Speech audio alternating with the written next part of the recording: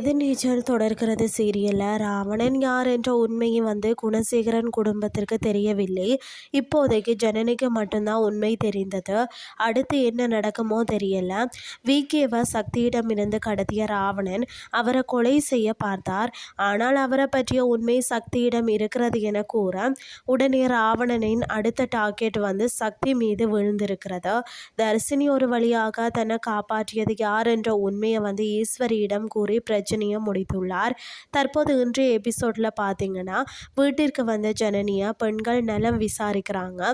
பிறகு குணசேகரன், நீ எங்கே போன, நீ என்ன செய்த நீ அப்படின்னு எனக்கு தெரியும் என கூற ஜனனி, நான் எங்கேயும் செல்லலைன்னு சொல்கிறார்.